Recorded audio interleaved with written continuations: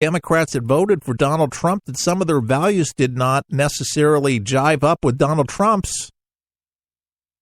But they were more than one-issue voters. See, they could see the bigger picture, the big picture, to see all the other things that were good that were happening around. And sometimes you have to make those decisions. Didn't mean that you let go of those values. You still made it known that you didn't agree with them for whatever reason.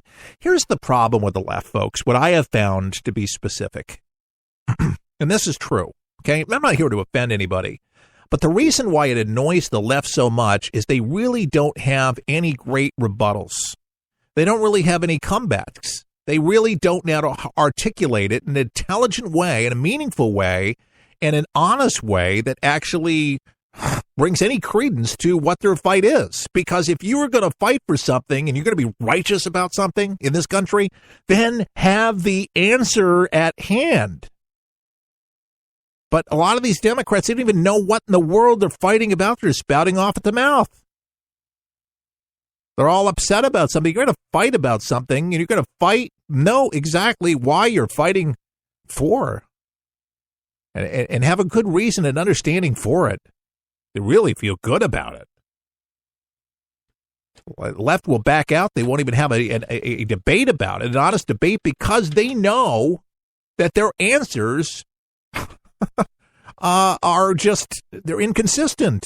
There's holes in it. They're not true. And they know it's going to hit them, so rather than be a ridicule, they just go away. It actually makes them look stupider. I don't know what would be stupider, but they certainly don't have any great answers. And the problem is, too, that the Democrats have no great leader. I mean, they're looking at a socialist Bernie Sanders to actually be the leader. Eric Holder. These people, you're going to put Hillary Clinton back in there to lead the GOP? Let's resurrect. I did not have sex with that woman. Bill, let's get Bill back in. Come on. I mean, at least he's fun to listen to. He is. He's interesting to listen to. He really is. I'd actually rather at this point listen to Bill Clinton over Barack Hussein Obama. Because those guys did not see eye to eye on a lot of things, and he even Bill Clinton. And I don't think Bill Clinton's dumb. I think he made stupid mistakes, like a lot of people do, but he knew how bad Obamacare was and how it was imploding all around it. He said it was ridiculous. He said it was stupid, but Obama was so hell-bent on it. And again, the premise, the underlying good feelings and good thoughts down to the cockles of his heart for Obamacare to care for you and for all you do. I want to make sure that every single American, rich or poor, has affordable health care. Okay? That's what I want to do. It almost sounds like Kermit the Frog. I'm like, what character on Sesame Street that does Obama best emulate? It's got to be the Green Frog. I'm serious. Kermit the Frog, I mean, seriously.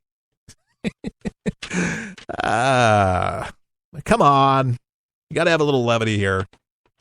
He is a good speaker. He get people fired up. For the wrong reasons, though. That's the unfortunate thing. And he could do so much good. It's true. Sean Spicer saying goodbye, possibly, to the podium. But he's not leaving the White House. But he said Tuesday that he expects an announcement this week on whether there are taped phone conversations between President Trump and now his former FBI director, James Comey. So far, Trump has, at best, been coy about the position of such tapes. So we don't know if there's tapes. We don't know if there's conversations that were taped. We don't know. But supposedly this week, we'll find out if there's tapes. It would be interesting if he had tapes and if he released the tapes. I seriously don't know if it would reveal any more into Americans' minds. I think a lot of us just want to get past this and move on, personally. If there's tapes, I wish you would just release them. That would be great so we can hear. But I'm afraid if he does have the tapes and he releases the tapes, I think he would be accused of editing the tapes, because then there would have to be an investigation into the tapes.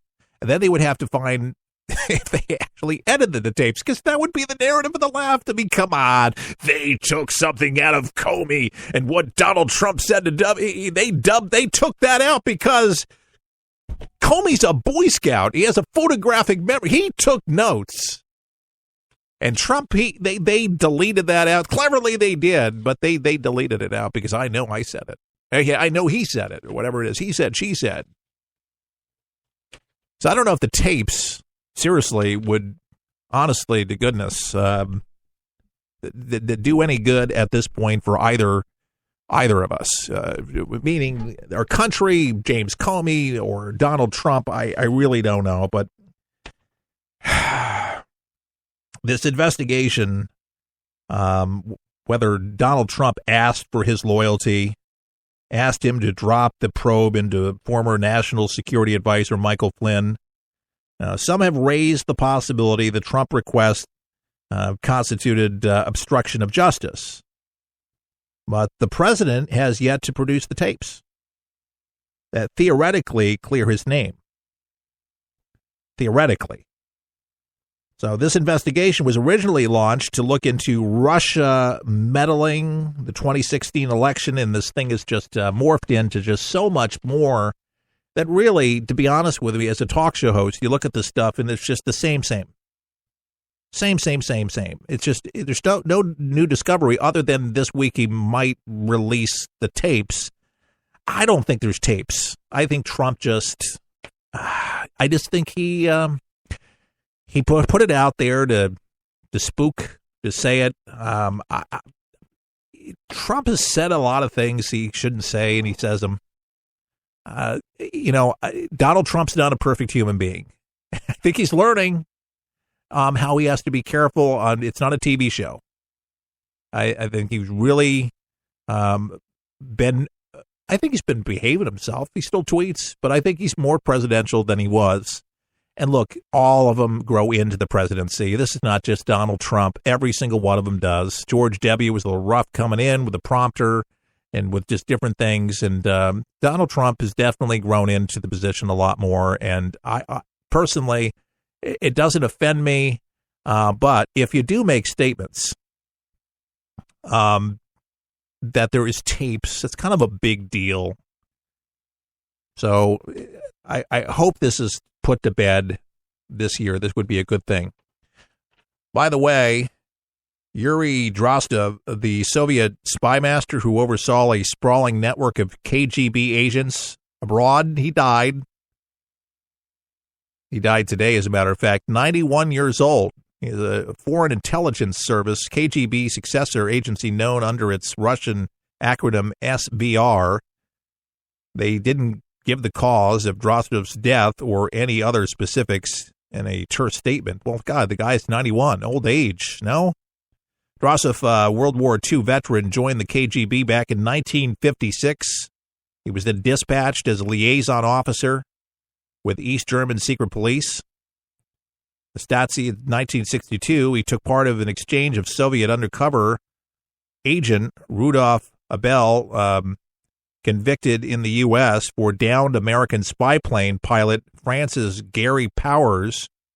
Then working under diplomatic cover, Drozdov served as the KGB resident in China, 1964 to 68, and in the United States, 75 to 79. And then 1979, he came to head the KGB department, overseeing a network of undercover agents abroad. The job he held until resigning in 1991. The agents who lived abroad under false identity were called illegals and considered the elite of Soviet intelligence. Again, Soviet spy master Yuri Drozdov, he dies at 91 years old. So, some fruit in the Middle East from the big Middle Eastern tour that Donald Trump, I believe, had many victories, is beginning to really unfold itself here. Mohammed bin Salman, the 31-year-old son of Saudi Arabia's King Salman, was appointed as the crown prince today. Did you know that? Placing him first in line to the throne and removing the country's counterterrorism czar, and a figure well known to Washington from the line of succession. The monarch stripped Prince Mohammed bin Nayef from his title as crown prince and from his powerful position as the country's interior minister overseeing security. Now, these announcements were made in a series of royal decrees carried out on state-run Saudi press agency. The all but certain takeover of the throne by Mohammed bin Salman award near absolute powers to a prince who has ruled out dialogue with rival Iran and has moved to isolate neighboring Qatar from its support of Islamist groups, and who has led a war in Yemen that has killed thousands of civilians. The young prince was little known to Saudis and the outsiders before Salman became king in January of 15. That's January 2015. He had previously been in charge of his father's royal court, when Salman was the crown prince. So the Saudi monarch quickly awarded his son expansive powers and named his deputy crown prince 2 years ago.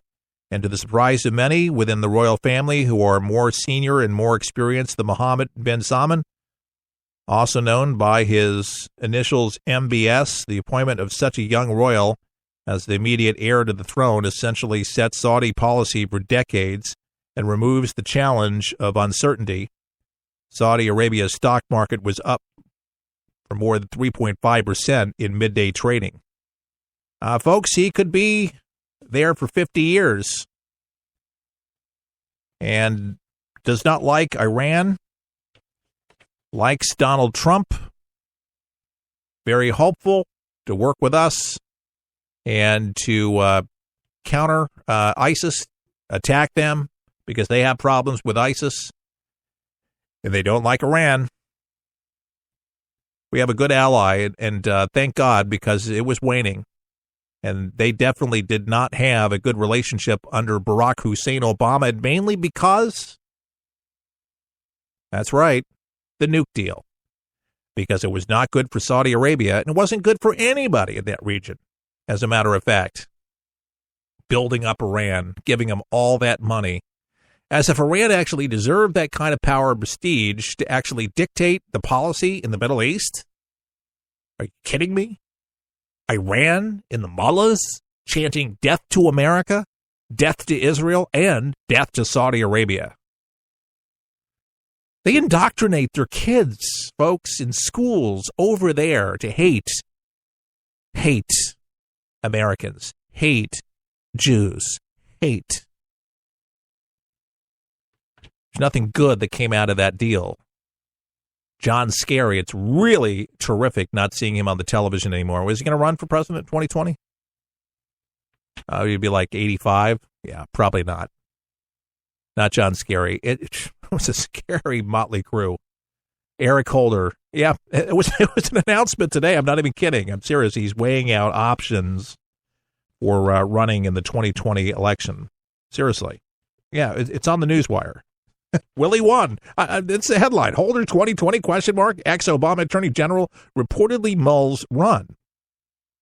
That's the headline.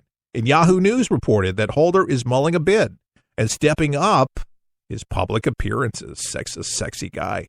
Up to now, says, I've been more behind the scenes, Holder's told Yahoo News, but that's about to change. I have a certain status as a former Attorney General. So I want to use whatever skills I have, whatever I have to be effective in opposing things that are, at the end of the day, just bad for the country. What would that be, Eric Holder? What would be bad for the country? What exactly does that mean? It remains unseen. And for now, it means helping lead the legal charge against President Trump's agenda. Okay? Many people have said that this covert government, underground government, whatever you want to say, in Washington is why Barack Obama stayed in Washington, is to do that. And they're putting their own money out Their marching orders are clearly coming from these people, and he's joined the bandwagon. And clearly,